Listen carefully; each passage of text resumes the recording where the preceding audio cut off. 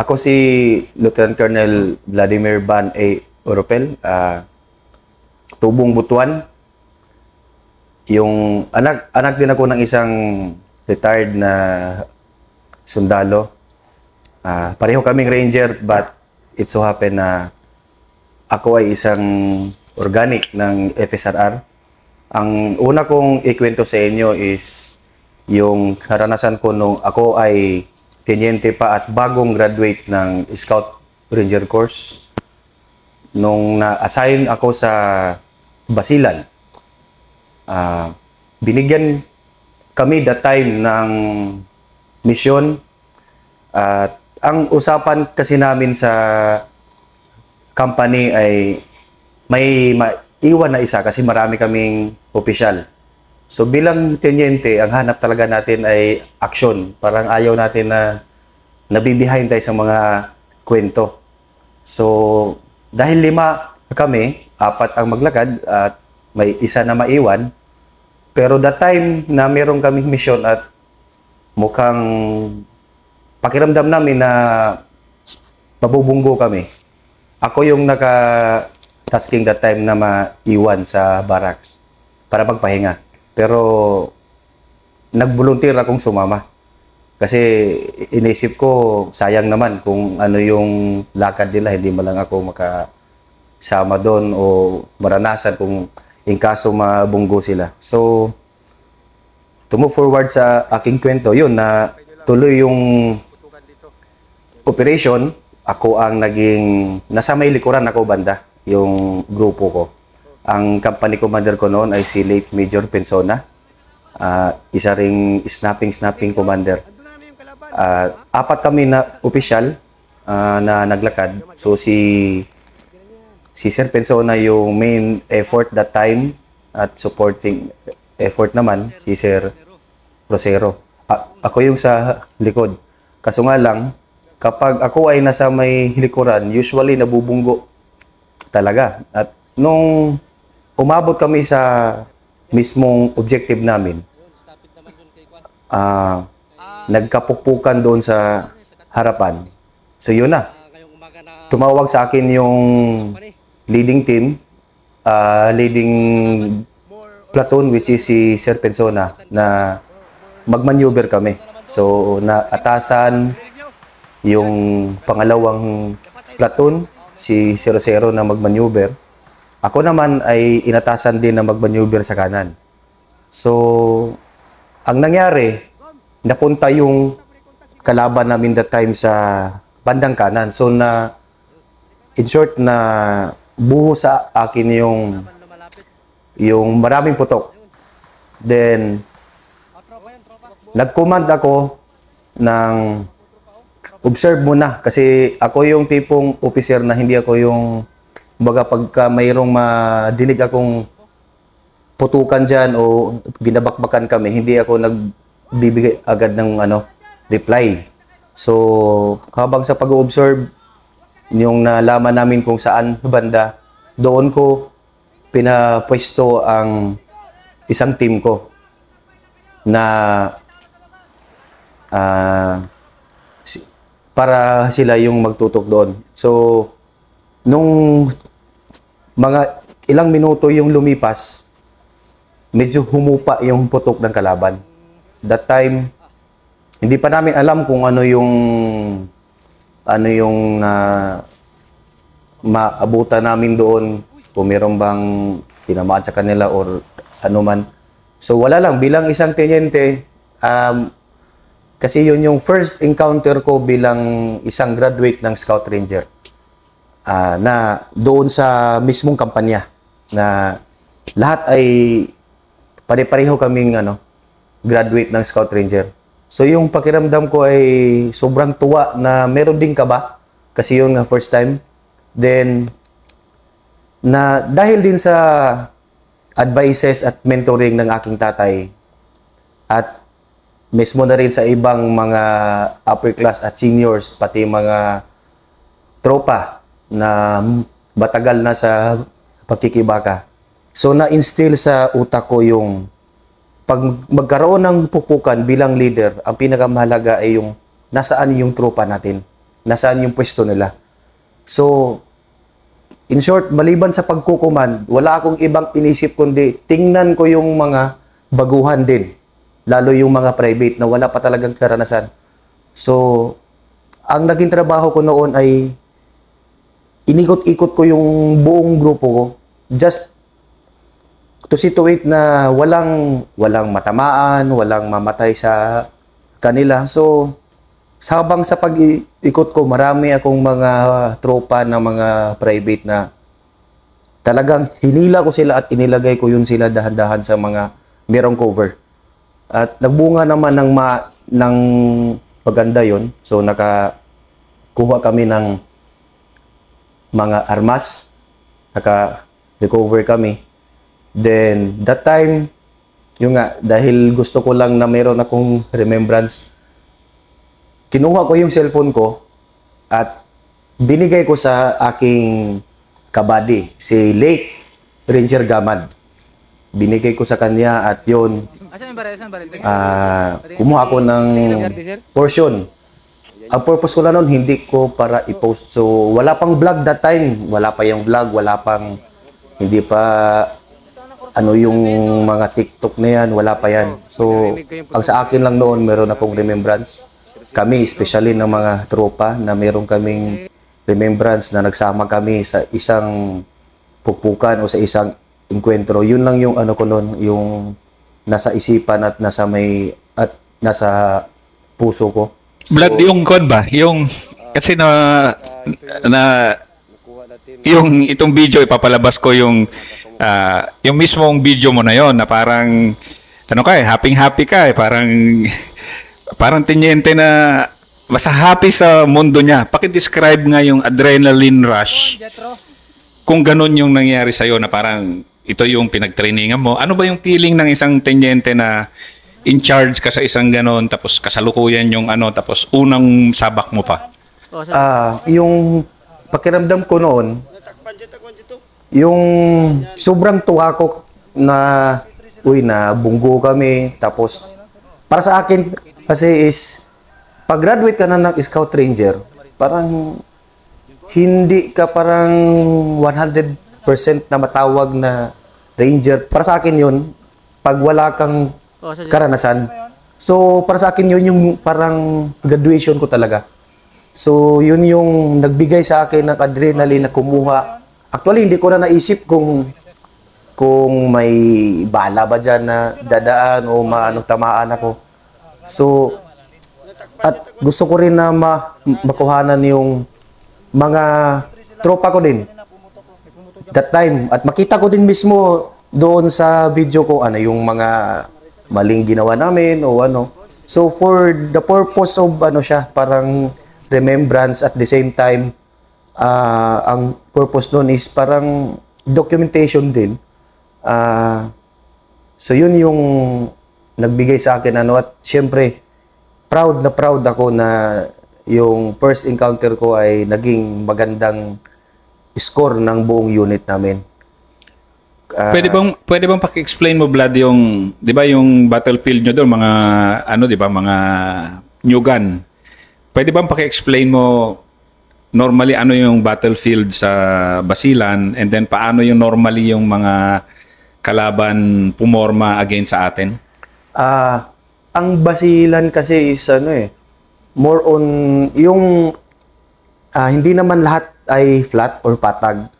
Pero usually ang mga inkwentro doon ay halos doon malalapit sa mga barangay. So yung battlefield that time is talagang nasa may malapit sa may kabahayan. Actually may mga civilian doon kasi nagkaroon sila ng pag-meeting-meeting yung mga kalaban doon.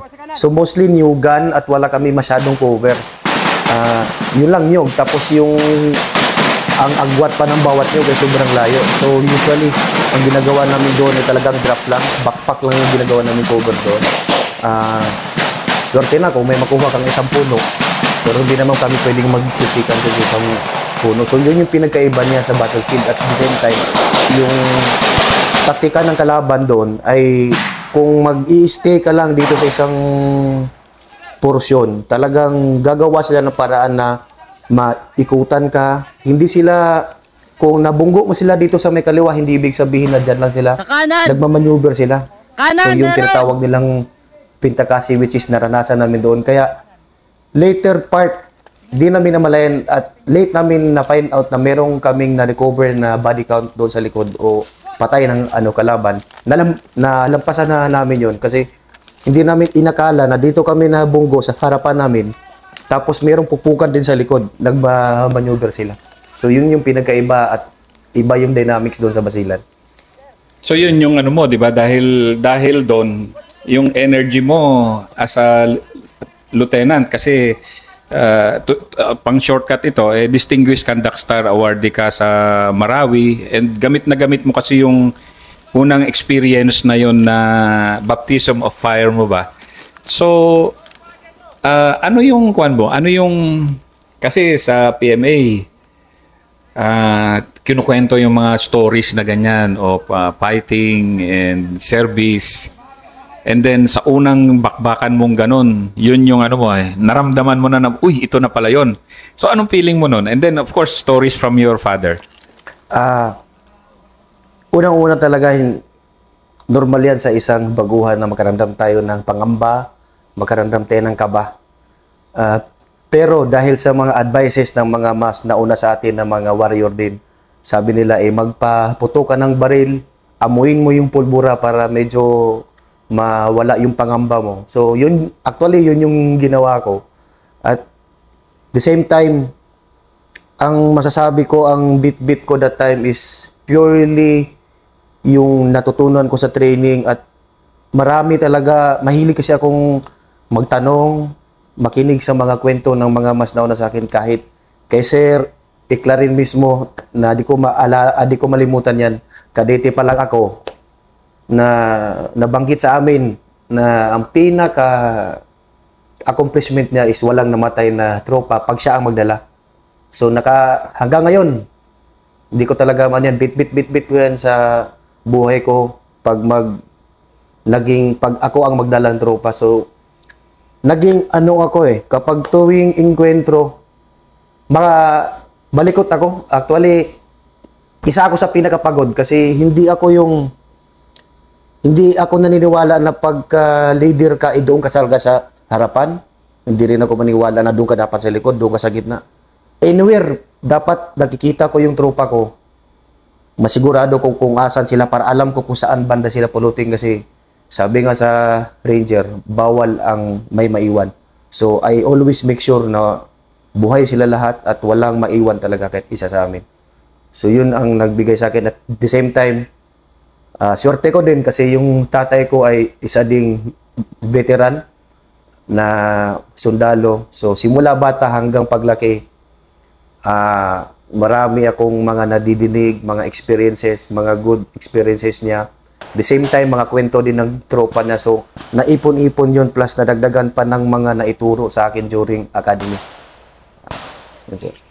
Nakatulong ba yung example ni naging CEO mo si late Gerald Pensona, di ba? May isang video siya na ayaw maniwala yung mga tropa, mga civilian, na mga public na patayo-tayo lang siya. So, paano ba yung nyo? Paano yung leadership nyo paano command ni Gerald noon sa inyo and paano ka naman natuto sa style niya? Aminin ko talaga sa lahat. Isa yan sa mga naging modelo ko pagkarating sa bagbagan. Yung aking snappy at magiting at matapang na company commander that time. Medyo ko lang sir, medyo pag wala na kasi si sir patay na, pero maalala ko lang hanggang ngayon. Iba kasi yung banding namin sir hindi kami yung parang typical na junior, senior, parang ganon. Ang banding namin doon para kami pamilya. Si Sir,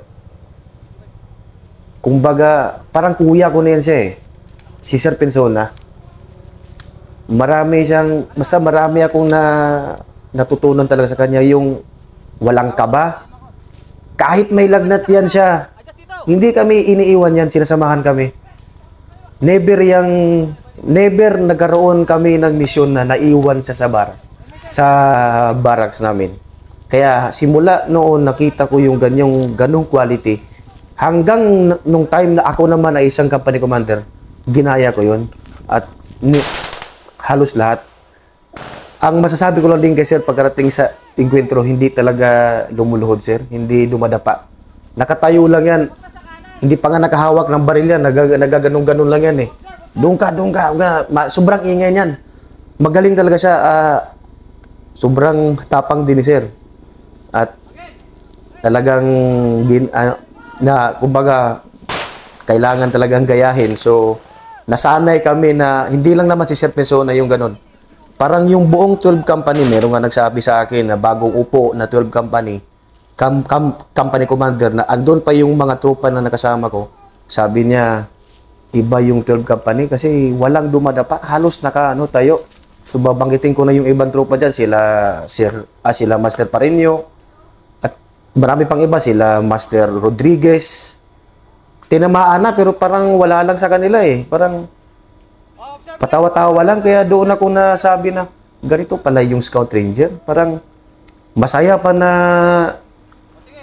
alam mo yun, meron nga tama dito pero ayaw pa magpa-admit ng hospital. So maraming good example sa bakbakan doon na nakuha ko talaga at ginaya ko hanggang ngayon. Bakit yung kultura ng unit nyo, yung sinet nga ni late Gerald Pensona, and then of course yung mga before pa na naging CO. Pero bakit sa isang tenyente katulad mo, napaka-importante na nakikita mo sa CO mo, sa mga NCOs, yung ganun na fighting attitude, and anong epekto nito pag pag-progress mo sa karir mo? Para sa akin, sir, bali yun eh. Yung sabi nga sa academy, tawag natin dyan mga old strong hearts, mga mas nauna sa atin. Napakalaki ng role ng mga mas nauna sa atin, mga senior o mga nakakatanda. Kasi yun ang magbibigay sa mga baguhan kung paano gawin ng isang bagay, isang misyon, isang lakad. So, napakahalaga nun. Kaya malaking epekto kapag nagkaroon ka ng isang commander na barumbado, tarantado, syempre, iisipin din ng mga baguhan na ganito pala dapat gawin. So, swerte ko at nagkaroon ako ng mga commanders lahat. Simula noon hanggang ngayon na mga magandang modelo. Although yes, wala namang perfecto, may mga din, pero 90% sa mga nakita kong talaga is napakagaling, napakabangis. At masabi ko siguro, kaya ako buhay ngayon, ngayon, interview ko, kaya siguro ko buhay ngayon dahil din sa kanila. Kasi kung hindi ko nakuha sa kanila yung mga technique, mga attitude, ano ba dapat ng pagiging isang officer, isang leader, isang scout ranger, siguro matagal siguro akong patay or di ko alam. Kasi ilalagay ko dito sa video mo yung video ni late Pensona na nagko-command na yung hindi makapaniwala yung iba na parang ano ba yan, parang practice ba yan, rehearsal. Sabi, hindi ako sumasagot doon kasi alam kong totohanan yon na encounter. And nandun ka sa encounter na yon, di ba? Yung sa Newgan, sa Basilan. Albarca ba yon? O Etob-Etob? Etob-Etob, sir. Sa mga nagsasabi noon na o tinatawanan siguro nila, masabi ko lang, hindi po yun practice. Katotohanan po yun. Ganun lang talaga kami makipaglaban. Ngayon, may nagsasabi na, mamaya na yung mag-video, mamaya na yes, totoo yan. Tama yan. Mamaya na, pero alam namin yung ginagawa namin. Alam namin kung kailan. Actually, meron tayong tinatawag na combat photography nga which is mahalaga. Para sa akin, warrior si Sir Pensona. Kaya dahil din sa kanya, nasanay din, nakuha din namin yung makadinig ng putok, hindi kami yung kinakabahan o nararatel. Hindi naman kami sa nagpapakitang gilas na nakatayo lang talaga makipaglaban. Dumanda pa rin kami, pero kailangan mo kasi bilang leader, kailangan mo kasi ipakita sa mga tropa mo na kayang-kaya mo din silang ikuman, kayang-kaya mo silang ilid. Eh kung patago-tago ka lang sa isang gilid, tapos puro ka lang utos, naghahawak ka lang ng radyo, puro ka lang utos, nasa may hilikuran ka, wala eh. Kumbaga, sa leader pa lang, parang malabo na makuha natin yung isang mission o magkaroon tayo ng magandang outcome kapag ka ganun yung attitude. Kaya masabi ko, hindi yun practice, hindi yun siya parang biro lang. Nagawa na nga ni Sir. Actually, hindi naman namatay si Lake Major Pensona sa Scout Ranger. Hindi siya namatay doon. Buhay siya, natapos hanggang CEO. Actually, dahil sa kanya, nag-best company kami. Walang namatay sa time namin. So, paano nangyari yun? Kumbaga, hindi kami, yung mga tropa ko talaga, mga warrior, dami dyan, nakatayo lang, kahit may mga bala nang lumilipad dyan. Hindi ko alam paano nila ginawa yun. Pero, paano kami nag-best company kung hindi pala, kumbaga, hindi dapat ganun ang gawin. So, masasabi ko, nagawa ni Sir na maging best yung grupo namin at makascore kami at umuwi kami lahat na buo.